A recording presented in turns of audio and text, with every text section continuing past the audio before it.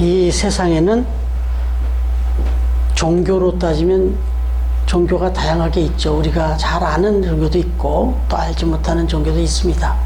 그런데 이 종교마다 다 다양한 그런 교리도 갖고 있지만 한 가지 공통된 점이 있습니다. 그건 무엇이냐? 그 종교를 창시한, 그 종교를 처음 창시한 그 창시자, 이 사람에 대해서 아주 강한 프라이드를 갖고 있는데, 그게 뭐냐면 묘지입니다. 묘지. 그 교주, 그 처음 창시한 창시자가 그 죽어있는, 붙여있는 무덤, 이걸 엄청나게 강조합니다. 그래서 그 종교를 믿는 사람들은 그 종교를 창시한 창시자가 묻혀있는 무덤에 한번, 일생에 한 번은 꼭 가야 돼요. 성지고 그게 신앙입니다. 뭐 기독교를 종교로 분리하기가 좀 그런데, 굳이 교자를 붙여서 이렇게 세상은 분리를 하니까 그렇게 하는데, 기독교를 포함해서 기독교, 불교, 이슬람교, 힌두교 뭐 여러 가지가 있지만, 이런 면에서 기독교하고 다른 종교는 구분이 돼요. 그래서 이건 종교가 아니에요. 기독교는. 생각해 보세요. 이 이슬람교만 해도 모하멧, 모하멧의 무덤을 얼마나 자랑합니까? 거기에 어마어마하게 몰리잖아요. 수십만 명이 막 동시에 모이기도 하고, 거기는 죽을 때까지 꼭 한 번 갔다 와야 되는 거고, 그 무덤을 자랑합니다. 뭐 이런 것뿐만 아니라, 종교뿐만 아니라 이 세상에 그 중요한 지도자들을 배출한 나라들, 그런 나라들도 자기네 나라의 아주 중요한 위인이나 또 지도자들을 기리고 또 추모하고, 정말 그 자랑스럽게 여기는 건 뭐냐면 무덤이에요. 무덤. 여러분, 경주에 가면은요, 참 답답한 생각이 들어요. 제가 수학여행을 고등학교 때 1학년 때 갔다 왔는데, 그때나 지금이나 뭐가 다른 게 없어요. 여기도 블록 저기도 블록 다 블록블록 켜놓고 있는데, 참 공기는 좋다는 생각이 들었지만 답답했어요. 다 무덤이에요. 무덤. 경주시 전체가 공동묘지 같아요. 느낌이. 왜 그래요? 다 거기 지금 왕들 무덤이에요. 왕들 무덤. 그리고 절대로 건들면 안 됩니다. 그거. 왜냐면 너무너무 중요하게 생각하니까. 이게 너무 안타까운 역사예요. 이것도. 여러분, 이게 옛날 일만 이렇습니까? 지금 현대판은 이런 게 없습니까? 뭐 생각해 보시면, 러시아의 레닌, 중국의 모택동, 베트남의 호치민, 북한의 김일성, 김정은, 김정은은 아직 아니고 김정일, 이 사람들 특징은 뭔지 아시죠? 죽음도 마음대로 못 죽었어요. 죽어서 다 땅으로, 흙으로 돌아간 게 인생인데, 그걸 썩지 못해 방부제로 다 처리해가지고 투명유리로 다 해놓고, 그걸 얼마나 신성시합니까? 어마어마하게 신성시하잖아요. 그 신성시한다는 느낌이 뭐냐면, 그 방부제 처리에는 그 시신, 그 무대는 궁전이 뭐 어마어마하잖아요. 그래서 그 죽은 시신 그거 관리하는 데만 1년에 어마어마한 돈이 든다고 그러잖아요. 제가 지금 기억도 안 나네요. 국민들은 그냥 기아에 허덕이는데, 그 죽은 그 시신 그거 보존 하는데 엄청난 돈이 들어갑니다. 근데 그게 자랑이에요. 여러분, 그런데 여기서 구분이 된다고 말씀드렸는데, 기독교는 무덤이 없습니다. 한번 생각해 보세요. 지금 2024년이에요, 올해가. 이게 언제부터 시작됐다고 그랬어요? BC, AD 이렇게 나눠졌다고 그랬잖아요. 예수 그리스도가 이 땅에 오신 날을 기점으로 해서 그때부터 역사를 새로 시작했어요. 그래서 이 세상의 역사는 예수님 이전과 예수님 이후로 나눠질 정도로 도대체 어떤 인물이 이럴 수가 있어요? 아노 도미노 예수님 이전, 비포 크라이스트 BC, 아노 도미노가 예수님 이후군요. 네. 그 다음에 BC가 비포 크라이스트니까 BC 몇 년 이러잖아요. 이렇게 대단한 인물인데 도대체 이분 무덤은 어디 있는 거예요 도대체? 아무도 찾아가서 무덤 찾아가는 사람이 없어요. 그저 그분이 태어나서 사역했다고 하는 예루살렘은 전 세계 많은 사람들이 가는 거 맞지만 무덤은 없습니다. 다른 종교는 무덤을 자랑하는 종교라면 여기는 무덤이 없는 걸 자랑하는 종교가 기독교입니다. 오히려 무덤 얘기는 안 나오고 부활 얘기만 나와요. 성경에서 특히 부활 얘기가 신약에 집중적으로 나오지 않겠습니까? 이걸 다 쉬어봤어요. 제가 쉬어본 게 아니고 우리 신학자분들이 다 쉬어봤는데 원어상으로 해서 다 찾아보니까 신약 성경에 부활이라는 말만 204번이 나온다. 이 정도면 뭐 엄청나게 얘기 많이 한 거 아니겠습니까? 신약 성경 전체를 펼칠 때 204번이나 부활 얘기가 나온단 말이에요. 무덤 얘기는 없고. 여러분, 그야말로 이건 세상의 모든 종교가 무덤을 얘기한다는 건 죽음을 얘기하는 종교잖아요. 그런데 기독교는 무덤을 얘기하지 않고 부활을 얘기한다고 생명의 종교라는 거죠. 이게 극이에요. 사망이 아닌 부활을 논하는. 바로 우리는 그걸 평상시에 늘 여기 아까 영상에도 봤지만 우리의 삶의 자리가 부활의 삶을 살아가는 자리라는 거, 그런 신앙을 갖고 살아야 된다는 얘기를 했는데, 여러분 오늘 사도 바울은 이제 말씀을 시작해서 12절부터 19절까지 읽었는데 오늘의 말씀의 결론 부분에서는 이렇게 말합니다. 같이 다시 한번 읽겠습니다. 19절 시작. 만일 그리스도 안에서 우리가 하는 것이 다만 이 세상의 삶을 뿐이면 모든 사람 가운데 우리가 더욱 불쌍한 자이니라. 아멘. 여러분, 이 말이 참 의미가 심장하죠. 네. 그리스도인으로서 소망이 그냥 그리스도로 살아가는 믿음을 갖고 신앙생활 한다는 저희들이 그냥 역시 우리 소망도 이 세상에서 잘 먹고 잘 사는 거, 어떻게 하면 잘 살고, 어떻게 하면 잘 먹고, 어떻게 하면 좀 더 편안하게, 뭐 이런 소망이 다라면 죄송하지만 그것도 행복한 삶이 맞는데 참 안타까운 거라는 거예요. 그러면 이렇게까지 열심히 모여서 예배드리고 뭐 봉헌을 하고 봉사를 하고 이럴 필요가 없다는 거예요. 오늘 또 박주장님하고 오면서 얘기했지만 지금 정말 야유회 나가기 딱 좋은 날이다 그러고 왔습니다. 그렇잖아요. 지금 밖에 한번 보세요. 지금 요 짧은 거리 오는데도 벌써 꽃이 만발하고요. 지금 여기 앉아 있을 시간이 없어요, 여러분. 참 불쌍하신 거예요. 여러분들 만약에 이 부활 소망이 없으면 지금 여기서 이러고 앉아 있으면 불쌍하신 거예요. 좀 빨리 같이 나가서 놀아야지. 그런데 우리가 지금 이 자리에 여기 앉아 있는 거는 이 세상에 이것도 우리에게 기쁨이 맞지만 이 소망 가지고 여기에 앉아 있는 거 아니거든요. 그 소망 가지고 우리가 나가야 돼요, 지금. 근데 우리가 이렇게 할 수 있는 이유는 내일에 대한, 저 하나님의 나라에 대한 소망이 있기 때문에 이렇게 할 수 있는 겁니다. 시간도 물질도 건강도 다 바치면서 할 수 있는 거예요. 이 핵심이, 그래서 우리는 지금 부활의 삶을 살고 있는 거라는 거죠. 저와 여러분이. 죽음으로 끝나는 것이 아니다. 다른 종교에는 부활과 영생 이런 얘기 없어요. 부활인 영생 이런 말이 없는데 딱 우리 기독교만 얘기가 나와요. 왜냐하면 예수님이 부활하셨기 때문에.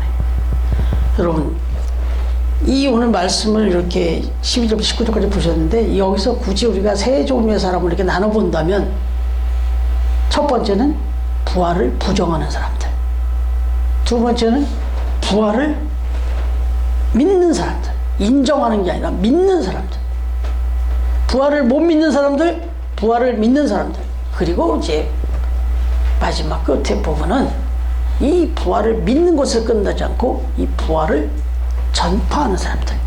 이렇게 세 종류로 우리가 볼 수가 있어요. 첫 번째로 먼저 보면 12절 말씀을 다시 한번 읽겠습니다. 시작. 그리스도께서 죽은 자 가운데서 다시 살아나셨다 전파되었거늘 너희 중에서 어떤 사람들은 어찌하여 죽은 자 가운데서 부활이 없다 하느냐. 답답한 거예요. 지금 이 사도 바울이. 어떻게 너희들 중에는 그래 부활이 없다 하느냐. 이 얘기 속에는요 답답한 게 누구냐면 이게 지금 세상 안 믿는 사람들한테 한 얘기가 아닐 수도 있어요. 그렇잖아요. 여기 이 얘기 듣고 있는 사람 누구예요? 유대인들이잖아요. 하나님을 잘 믿는다고 하는 사람들인데 이 사람들이 부활이라니 이러고 있는 거예요. 그래서 사도 바울이 답답한 사람들아, 하나님을 믿으면서 그래 하나님이 하신 능력을 못 믿어? 이렇게 답답한 이게 이 다시 살아나셨다 라는 말이 헬라어로 뭐라고 써있냐면 에게게르타이라는 말이 썼는데요. 이 조금 어려운데 이게 이제 시제라는 게 있잖아요. 이 말이 있으면 시제가 이게 뭐 완료형이냐 과거형이냐 뭐 이런 게 있잖아요. 근데 이게 뭐냐면 완료형입니다. 에게게르타이라는 말이 다시 살아나셨다라는 건 완벽하게 지금 살아나셨다는 거예요. 다 이루었다는 뜻입니다. 이게 완료형입니다. 이 시제가 에게게르타이라는 말이. 그러니까 그리스도의 부활은 역사적 사건으로 성취되었다 이미 이런 뜻입니다. 이게 네 그렇게 써요. 이건 뭐 살아날 거다가 아니에요. 살아났었다 뭐 이런 것도 아니고 완전히 살아났어요. 이 팩트 사실형으로 쓴 거예요. 그 다음에 이게 또 하나의 시제가 수동형이에요. 수동형. 능동형, 수동형 이런 거 배워보셨잖아요. 수동형이라는 건 뭐예요? 자기 스스로 부활했다는 게 아니라는 거예요.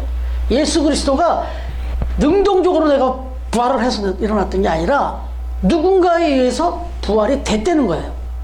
그게 누구예요? 하나님이요. 그러니까 예수 그리스도는 부활하셨어요. 근데 어떻게? 누구에 의해서? 하나님에 의해서. 하나님은 지난주에 말씀드렸잖아요. 새 차도 만들 수 있는 능력 얼마든지 흙 가지고도 하나님을 사람을 만드신 그 하나님이 죽었어요. 고장난 거잖아요. 이미 망가진 거잖아요. 인생이. 근데 그거를 완벽하게 새 거로 고쳐놓으신 분이다. 하나님이. 바로 그 얘기입니다. 에게게르타이라는 말이. 그래서 그렇게 이미 전파되고 있다 지금 그렇게. 그런데 어떻게 부활을 부인하고 있냐.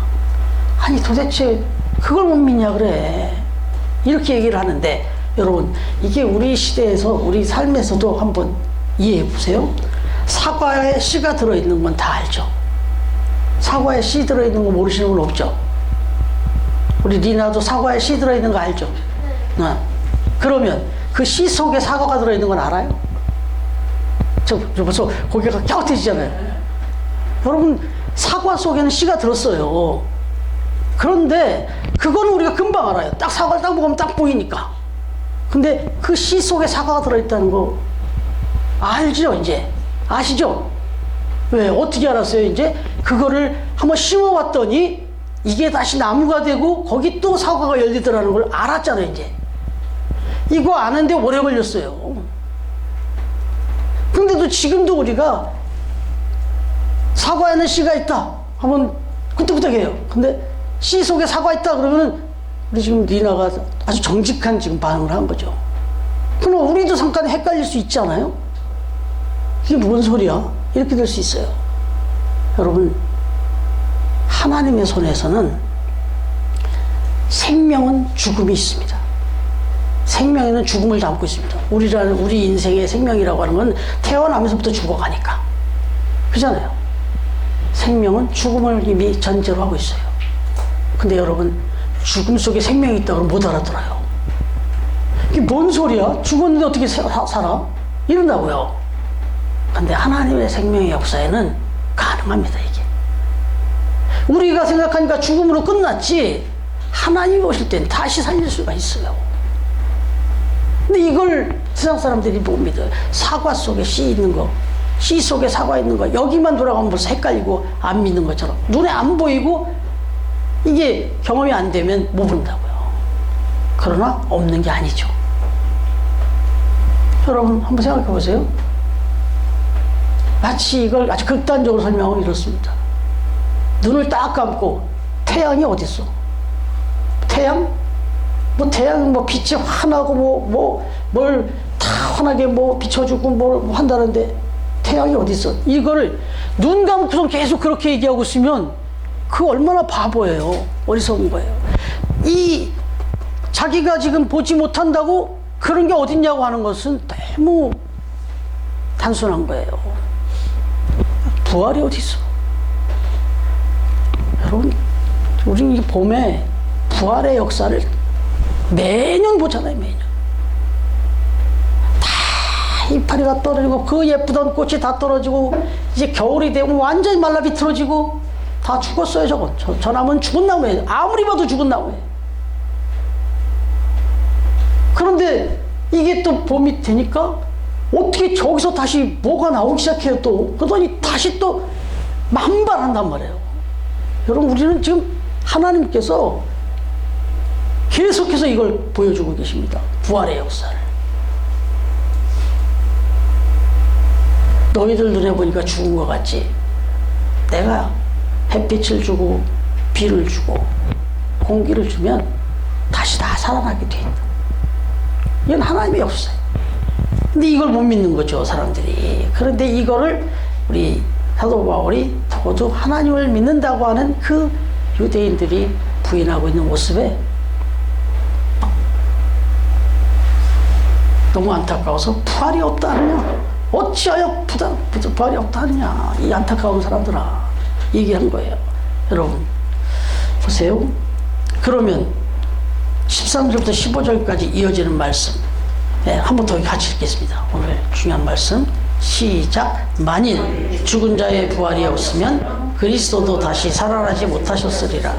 그리스도께서 만일 다시 살아나지 못하셨으면 우리가 전파하는 것도 헛것이요 또 이 넌 믿음도 헛것이요 또 우리가 하나님의 거짓 증인으로 발견되리니 우리가 하나님이 그리스도를 다시 살리셨다고 증언하였음이라. 만일 죽은 자가 다시 살아나는 일이 없으면 하나님이 그리스도를 다시 살리지 아니하셨으리라. 예, 우리가 하나님이 그리스도를 다시 살리셨다고 증언하였습니다. 우리는 믿는다. 나는 확신하다. 증인이다. 나는 하나님께서 저 예수 그리스도를 죽은 자 가운데서 다시 살리셨다는 것을 확실히 믿고 나는 내 마음에 완전히 딱 그 확신 가운데 있기 때문에 이걸 증언한다, 이렇게 말합니다. 여러분, 사실 이 지금 말씀을 드리는데 정말 이 죽은 가운데서 다시 살아났다, 특별히 예수님. 그럼 예수 그리스도가 살아났다는 거, 이거를 어떻게 우리가 얘기할 수 있을까? 이런 걸 얘기할 때 먼저 아까 지금 믿지 않는 사람들 얘기를 좀 했는데 그 얘기 한번 조금 더 하면은, 예수님이 부활하셨다는 것을 믿지 않는 사람들이 예수님의 역사성은 인정을 해요. 그러다 보니까, 그런데 막 부활했다 하니까 저거는 아마 잠깐 기절한 것이다. 그러면 기절했다가 살아나고 혼수 상태에 빠졌다가 다시 살아나는 것일 거다. 기절설이라는 게 있어요. 기절설. 그런가 하면 또 뭐가 있냐면 시체 도난설이라는 게 있어요. 전 누가 훔쳐간 거다, 저거 시체를. 응? 그래서 그 돌무덤 열었는데 없어진 거 다 인정하는 거예요. 근데 이건 누가 훔쳐간 거다. 광신자들이 훔쳐간 거다. 그래가지고 지금 안 알려진 거다. 부활했다고 해야 되니까 몰래 그냥 다 어디서 그냥 딴 데다가 자기들만한 곳에 묻고 부활한 걸로 그렇게 거짓으로 한 것일 거다. 이외에도 가현설 무슨 여러 가지 설이 있어요. 그래서 객관적인 증거들을 좀 필요해요. 당연히 하나님의 능력으로 얼마든지 고치고 얼마든지 살리실 수 있다는 걸 우리가 믿지만, 그래도 객관적으로 또 이렇게들 떠들어대니까 좀 객관적으로 좀 증거를 해줘야 될 필요가 있어서 또 이런 것들을 신학자들이 좀 이렇게 정리를 했는데, 이제 첫째 한 7가지 정도, 한 6가지 정도 이야기를 하는데, 첫 번째가 뭐냐면 적어도 부활에 대해서 성경이, 이 수천 년 전에 기록된 성경이, 그리고 시대를 달리해서 수십 명이 써오는 이 성경책에 204번이나 부활 얘기가 나오고 있다. 그러니까 이거는 확실하다. 말씀을 믿는다고 볼 때. 그리고 두 번째는 뭐냐면 무덤이 비어 있는 거. 그럼 확실하잖아요. 다 인정하잖아요. 무덤이 비었어요. 돌 무덤에 그 입구에 씌워져 있고, 기절설로 따져도 그 혼수 상태, 그 어마어마하게 그 핍박을 다 뭐 옆구리에 피를 다 흘리고 그렇게 쓰러져 한 사람이 그거 뭐 보통 돌을 갖다 놨겠어요? 그런데 그걸 열고 나왔다? 이거 말도 안 되는데, 어찌됐든 분명히 빈 무덤이에요. 그게 객관적인 증거다. 그 다음에 예수님께서 입으셨던 그 수의가 그대로 거기 접혀져 있었다. 그래서 예수님이 그 입으셨던 그 자국이 그대로 남아있는 수의가 그대로 거기 있었던 거예요. 이것도 객관적인 자료죠. 그 다음에 부활하신 후에 제자들에 나타나서 막 보이셨잖아요. 십자가에 달려 돌아가신 이후에 무덤에 들어가신 그분이 시간이 지난 후에 나타나셨잖아요. 실제로 제자들이. 그 예수님이 보여준 사람만 500여 명이 돼요. 500여 명. 예수님이 직접 보여주신, 그 부활의 몸을 보여주신 사람이 500명이 성경의 그 증언대로는. 그런 다음에 더 중요한 게 또 하나 있어요. 이 예수님의 제자들이 완전히 다 도망가고 실망에 빠져서, 시리에 빠져서 이제 끝났다 하고 있었어요. 그랬던 제자들이, 그 12명의 제자가 다 변화됩니다. 한 사람도 빠짐없이. 그래서 이 12명의 제자가 각각의 흩어로, 뭐 인도로 어디로 뭐 결국 다 흩어져서 다 십자가로 메고 순교를 당합니다. 이건 부활하신 주님을 봤기 때문에 이래요. 이런 게 객관적인 증거다 이거죠. 그리고 또 한 가지, 부활을 또 확실하게 또 반증해주는 그 증거가, 저와 여러분이 지금 예배를 이렇게 일요일날, 주일날 드리죠. 이렇게 드리게 된 건 예수님 부활 이후부터예요.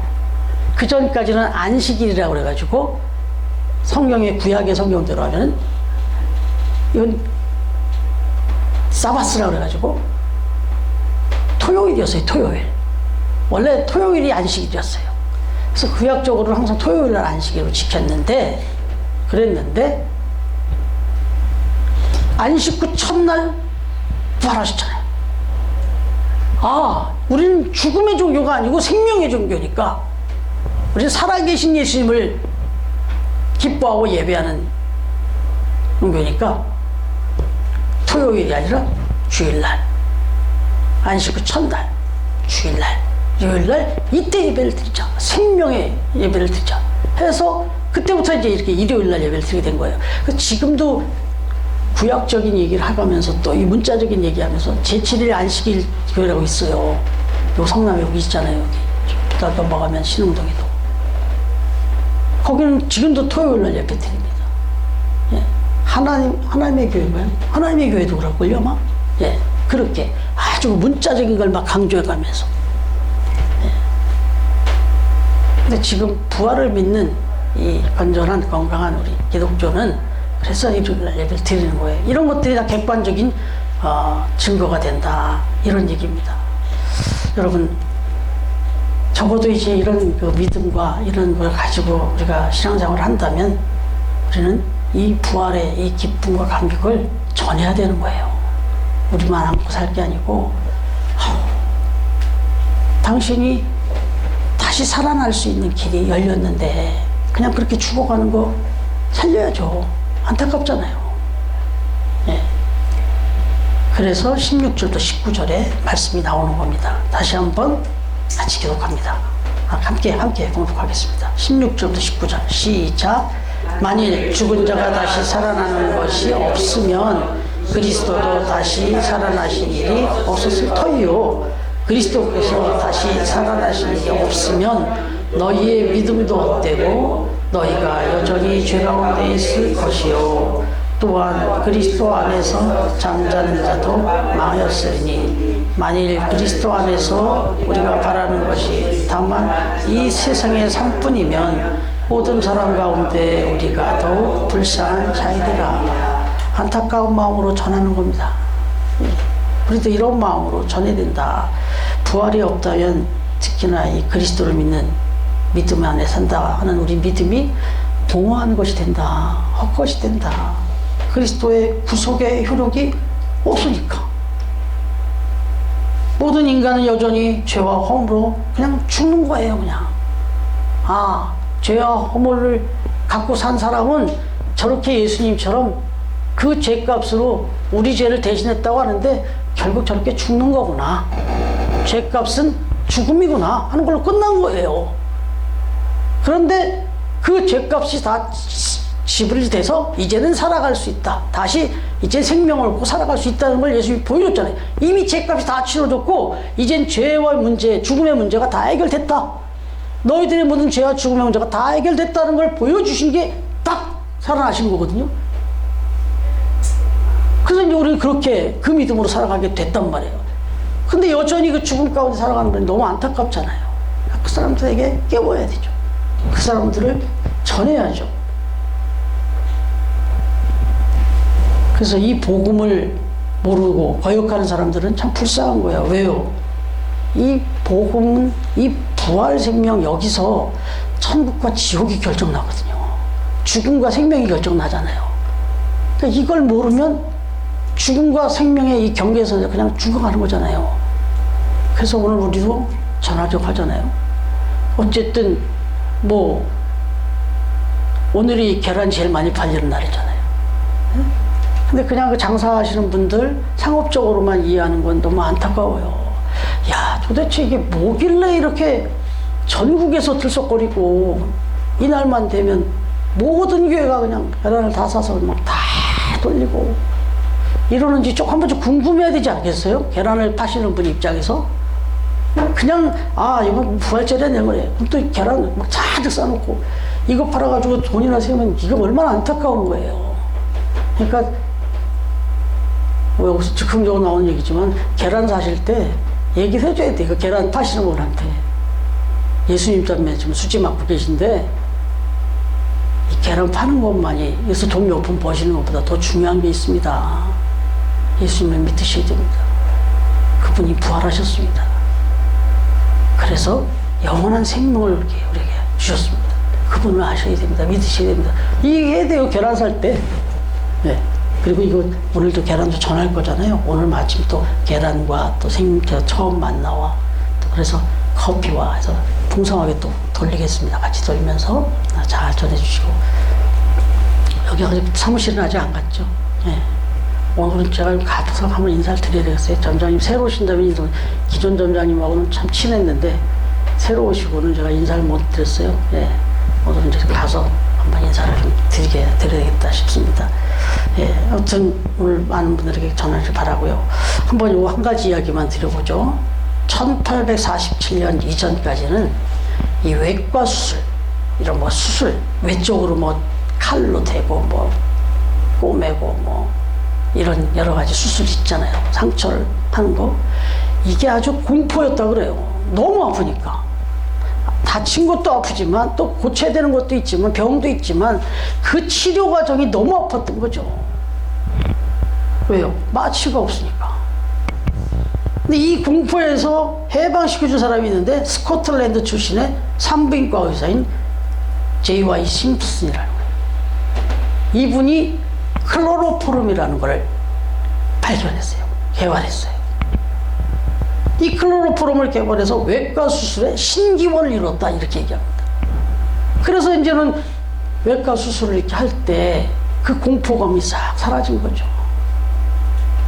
1840년 29살의 나이로 에든버러 대학 산의과학과 대학 교수로 임명이 됐을 정도로 똑똑한 사람이었는데 이 클로로포름의 발견 이외에도 뭐 산과 겸자라는 게 있다네요. 그래서 그런 것들로 또 고안하고 그리고 최고의 산부인과 의사로서 수많은 연구 성과를 일으켰대요. 그래서 이러한 공로로 1860년 스코틀랜드에서 뭐 이렇게 우리 왜 좀 영국이나 이런 데서는 경이라는 칭호를 붙잖아요. 경 아주 최고로 어떻게 존경하는 높은 그런 경의 칭호도 받고, 그 다음에 옥스퍼드 대학의 명예 법학 박사 학위도 받고, 1869년에는 에딘버러시의 명예 시민도 됐다고 그래요.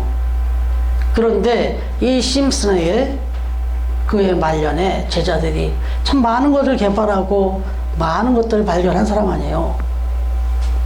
그러니까 이분한테 이제 제자들이 와서 물었대요.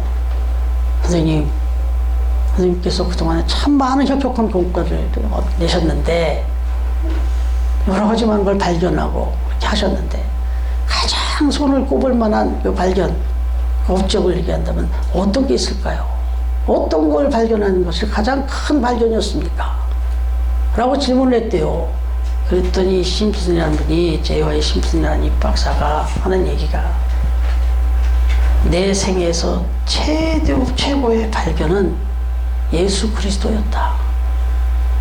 그 예수 그리스도께서 나같이 불쌍한 죄인을 위해서 십자가에 달려 돌아가시고 부활하셨다는 사실, 이걸 내가 깨닫고 발견한 것이 내 인생에서 최고의 발견이었다. 이렇게 얘기를 해요. 사실 이 심슨이라는 분뿐만 아니라요, 정말 석학이라든지 최고의 명의들, 이런 사람들한테 질문을 해보면 결국 자기가 엄청나게 공부하고 노력하고 뭔가를 발견해서 보면 거기서 신의 영역을 발견한다고 그래요.